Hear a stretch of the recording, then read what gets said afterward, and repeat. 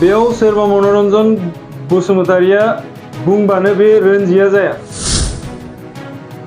नाथाय आं बेखौबो बुंनो सानो नोंथांमोना बर' जातिखौनो बायना दोनबाय नामा? जोङो रावनिबो बाहागो सेनानै जानो फैयाखै। इउबिपिआव नोंथांमोनाव गभर्नमेन्ट दङ। नोंथांमोना गाबोननो सोरबा जुदि लिडारफ्रा जोंजों फैनो नाजायोबा नोंथांमोना स्किम होनानै बिथांखौ लांफिननो हानाय नोंथांमोना गोहो दङ। मानो गिदों नोंथांमोनालाय जोंखौलाय? हाग्रामा महिलारिमोन बायदि मानसिनि मुसुखा सावनानै नोंथाङा बर' जातिखौ थासिल' खालामनायमोन। गाबोन लाबा लाम्बा मोनाब्ला नोंथांमोना प्रमद बर'नि मुसुखाबो सावगोन।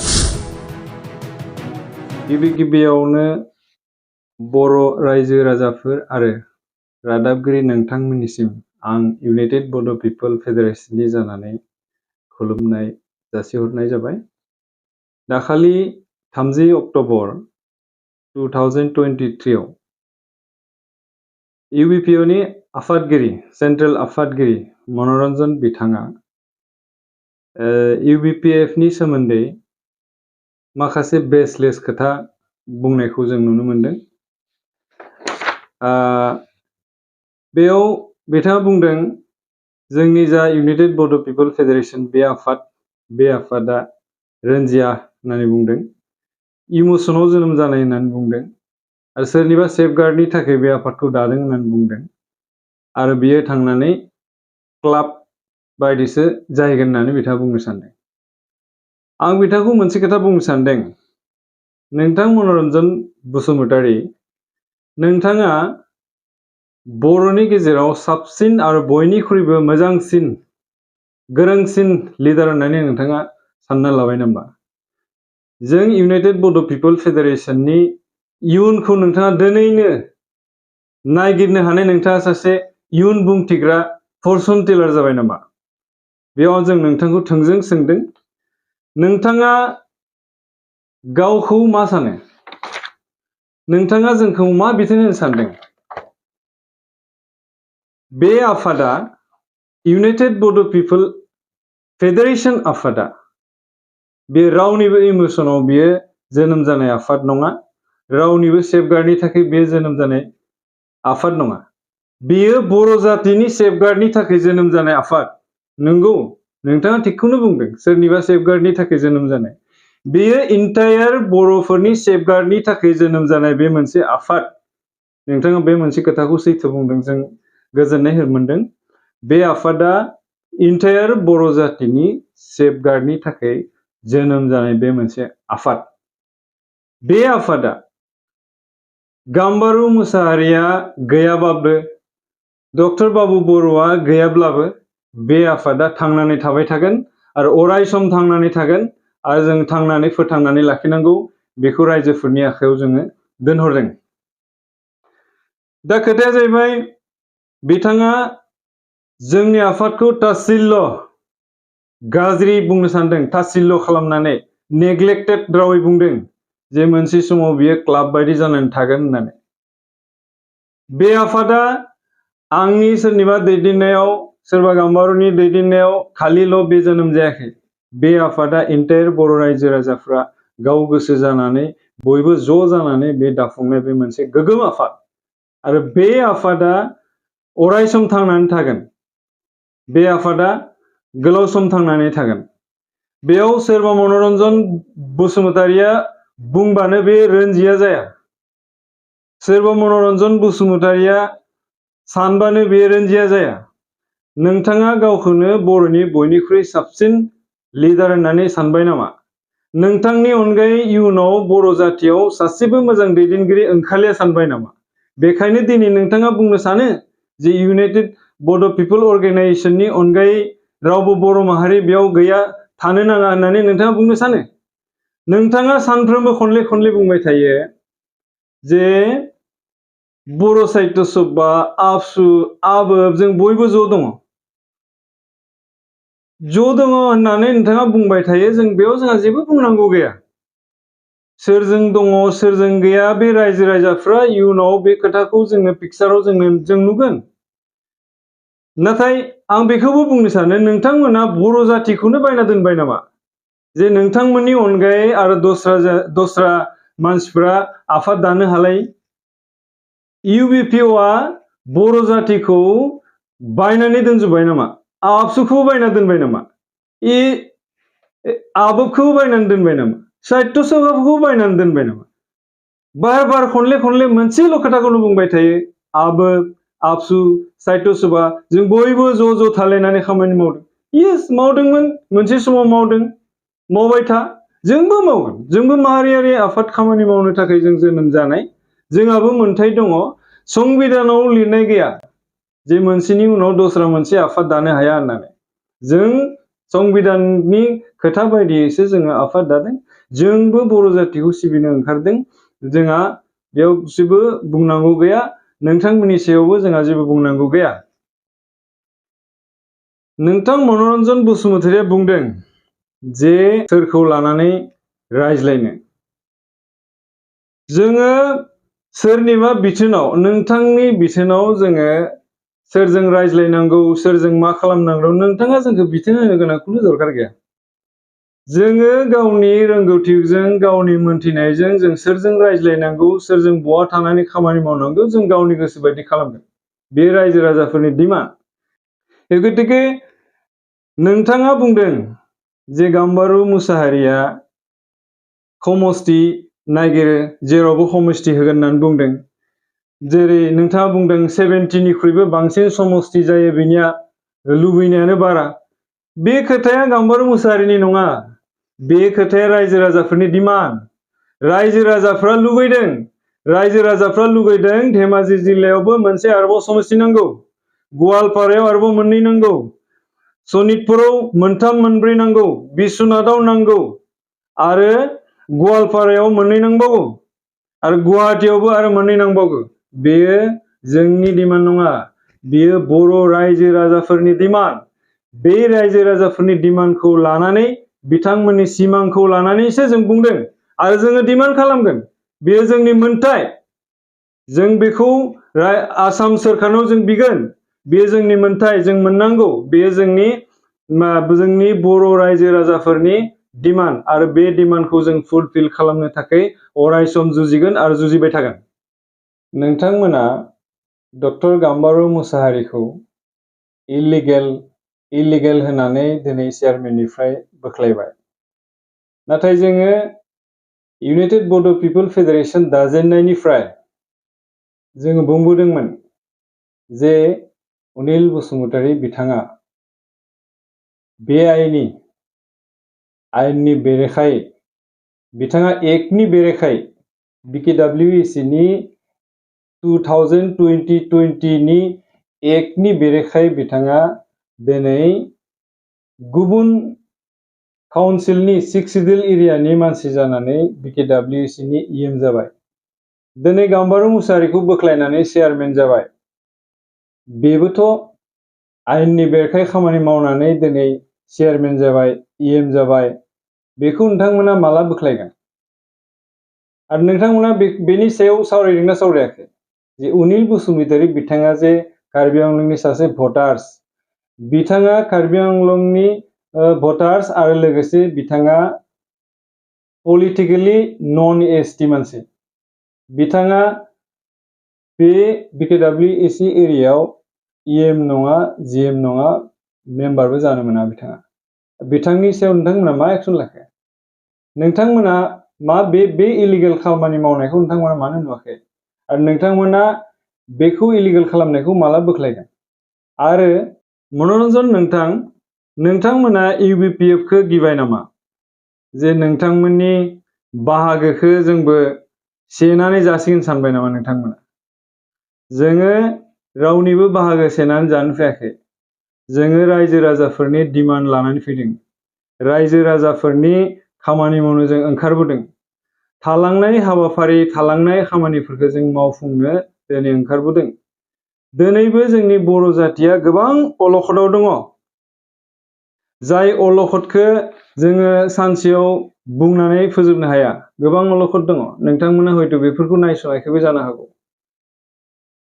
सराइदेउनि बर'फ्रा मा अलखदाव दङ डिमरियानि बर'फ्रा मा अलखदाव दङ, डिब्रुगड़नि बर'फ्रा मा अलखदाव दङ, तिनसुकियानि बर'फ्रा मा अलखदाव दङ, बिश्वनाथनि बर'फ्रा मा जानो थांगासिनो दङ, सनितपुरनि बर'फ्रा मा जानो थांगासिनो दङ, धेमाजियाव मा जानो थांगासिनो दङ, गवालपारायाव मा जानो थांगासिनो दङ, रायजो राजाफोरनि गोसोआव मा जानानै दङ हयथ' नोंथांमोना मोनथियाखै, साननो हायाखै।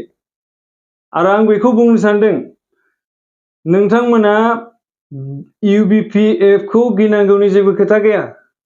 नोंथांमोननियाव गभर्नमेन्ट दङ। UBPआव नोंथांमोननाव गभर्नमेन्ट दङ। नोंथांमोना गाबोननो सोरबा जुदि लिडारफोरा जोंजों फैनो नाजायोबा नोंथांमोना स्किम होनानै बिथांखौ लांफिननो हानाय नोंथांमोना गोहो दङ। मानो गिदों नोंथांमोनालाय जोंखौलाय? जोंखौ गिनांगौ खोथा गैया। नोंथांमोननाव थाखा दङ, पावार दङ, स्किम होनानै गाबोन दैदेनगिरिफोरखौ नोंथांमोना लाना फैफिननानै पावार दङ। जोंबादि गभर्नमेन्ट गैयै रायजो राजानि मानसिफोरखौ नोंथांमोना गिनांगौ खोथा गैया। आरो जोंखौ सोंखारिनो गोनां खोथा गैया। जों गावनि मावनांगौखौ जों मावलांबाय थागोन। हारि सिबिनो ओंखारदों, जों हारिनि खामानि मावगोन। हारिनि बर' जातिफ्रा मा अलखदाव दं बेखौ जों नायगिदिंदों। जोंथ' नोंथांमोनाव सोङाखै। नोंथांमोना मा मावदों मा मावाखै जोंथ' बुङाखै। नोंथाङा जुदि रायजो राजाफोरनो फोरमायनो गोसो दंब्ला 21, 22 आरो 22-23 नि जा फाइनान्सियेल बाजेट, बे बाजेटनि सायाव नोंथाङा बुंफोरनानै हायोब्ला जे नोंथांमोना मा मा खामानियाव बेसेबां थाखा बहा रानखो, बेसेबां खामानि बहा मावखो, नोंथाङा सेन्ट्रेलनि सासे आफादगिरि जानानै बे खोथाफोरखौ फोसावनायखौ जों मोजां मोनगोन। आरो नोंथाङा बे खोथाखौसो फोसावनांगौ। सोरबा गाम्बारु मोसाहारिनि बेगाव थानानै, सोरबा गाम्बारु मोसाहारिनि खिथुआव थानानै जानला मोनला खोथा बुंबाय थानाया नोंथांनि खुगायाव सभा नङा। नोंथाङा सासे UBPनि सेन्ट्रेलनि मैखोम दैदेनगिरि। नोंथाङा बिब्दि फिसा खोथाखौ लानानै बेबायदि प्रेस रिलिजआव खोथा बुंनायाव रायजो राजाफ्रा बुजिनो बाखि गैया। नोंथांखौ आं दिनै मोनसे खोथा बुंनो सानदों जे नोंथांमोना जों जेलानिफ्राय इउनाइटेड बड' पिपल फेडारेसनखौ जों दाबोबाय, बै सानखालिनिफ्राय नोंथांमोना बुंबोबाय थादों जे जों बर'नि लिडारखौ जोङो सिनायो, जों बर'नि लिडार, जोंनि अनगायै बेवहाय जेबो लिडार गैया, UBPनि अनगायै रावबो लिडार गैया, जों बयबो लिडारफोरजों ज' गोरोबलायनानै थायो, बयबो जों खौसे जानांगौ, बयबो बर' हारिया खौसे जानांगौ, बयबो लिडारजों सिनायलायनांगौ, बेबायदि खोथाफोरखौ नोंथांमोना बुंबाय थादों। नाथाय नोंथाङा मोनसे खोथाखौ गोसोआव दंना गैया? मोनसे समाव नोंथाङा बर'नि लिडार, जाय लिडारा हाग्राबारियाव 20 बोसोर 25 बोसोर थानानै बर' जातिखौ सिबिनो ओंखारनाय बिथांमोन बायदि हाग्रामा महिलारिमोन बायदि मानसिनि मुसुखा सावनानै नोंथाङा बर' जातिखौ थासिल्ल' खालामनाय मानसि। नोंथाङा जोंखौ मा बिथोन होनो सानदों?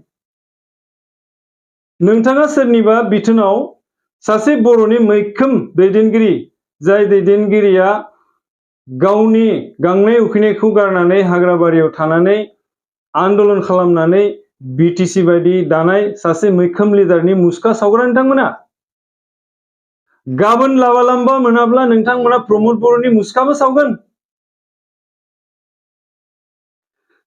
गाबोन जुदि लाबा मोनाबा नोंथांमोना प्रमद बर'नि मुसुखाबो सावगोन। प्रमद बर'आ 7 years 8 years आन्दलन खालामबोदों, नाथाय सानसेबो बिथाङा हाग्रामानि मुसुखा सावाखैमोन। मानो सावाखैमोन?